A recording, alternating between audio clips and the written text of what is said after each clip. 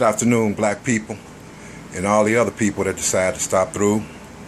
If you like the video, please subscribe. This is part 2 of the different generations. The previous video was the 45 to 55 generation. This one is the 35 to 45 generation. If you're these ages, you was born either in the 70s or the 80s. Now, your generation,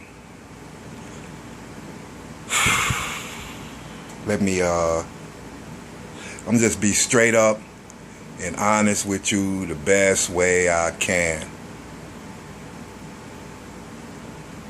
A lot of your parents need to sit down and apologize, excuse me, to your generation. Your teenage years, if you was born in the 70s, your teenage years was in the 80s when they first started dropping that crack cocaine in the black neighborhoods and across the country. And a lot of your generation saw your mother and your fathers strung out on that crack cocaine. Now, your generation, the 1970s babies and the 80s babies, more than likely you guys started out with your parents together, and some of those was married. But a lot of you were young when your parents broke up, unlike mine, where our parents just stayed together, through thick or thin. But the drugs, the violence, and the music, all of that started to create a domino effect with your generation. And also, the 70s and 80s babies, they was the ones that in those late 80s and the 90s started selling dope at young ages. That generation was the ones that I remember seeing at 17, 18, 15, 14, riding around in brand new cars, what they call them donkey chains, and the Gazelles and the British Knights, and all of that. I remember that very well. That was your generation. Now the 80s babies, a lot of those in particular, and let's be clear, a lot of the 80s babies was born with cocaine in their system, is what you call the crack babies of the day.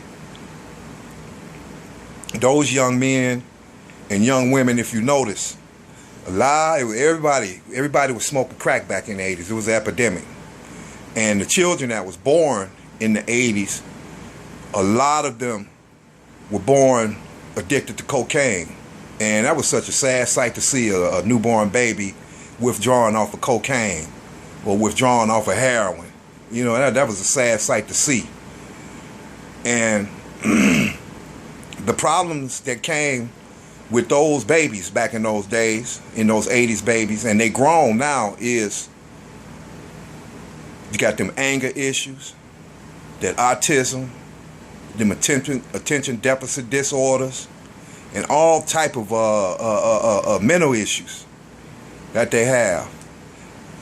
And the late 80s and the 90s also was, as I say, that's when the black family basically was on its last leg. I mean, the ones that stayed together, hey, right on, more power to you. But a lot of the parents didn't make it because either one or the other party was on crack, and the kids was a witness to their parents, in and out of the house all night long, or stuck in the bedroom smoking. They didn't have no Christmas, didn't have no holidays or nothing. And my generation, No, not my generation. I'm gonna say my mother's and them generation ended up raising a lot of those children that was produced during the height of the crack epidemic. So, your generation, that's why you see a lot of children of those 80s babies, I'm gonna say the parents, of the 80s babies, now in the hot seat right now, and their children are saying, well, hey, you was never there for me. And my generation too is caught up into that. You was never there for me. You was running the streets, getting high and messing around with a bunch of women, messing around with a bunch of men. And that generation is very, very angry. And it shows with the prison industrial complex. A lot of them children from the 80s, those are the ones that's in the penitentiary. A lot of them. So that generation there in particular, if you're 35 and 45, you can relate exactly to what I'm talking about. Because more than likely you got children that was born in like the 90s or the mid 90s or the late 90s or somewhat like that. And that's going to be part 3 of my video. But like I say, all of this, why I'm speaking on the generations like this is because it gives a kind of an insight of how each generation feel about the country, family, and friends and society as a whole.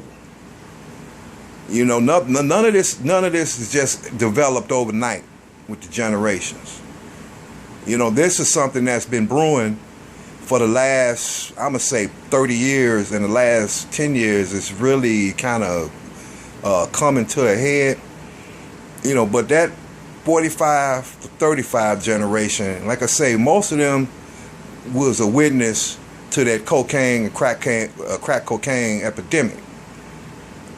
And a lot of them is what makes up that 2 million prison population right now. But I'd like to thank you for listening, and I hope you can get something from this. I'm not here to bash nobody. Black, white, I'm not here. I'm just here to tell the truth from what I see it from an elder's eyes. And with that, as I say, I hope you subscribe, and I'm gonna be out.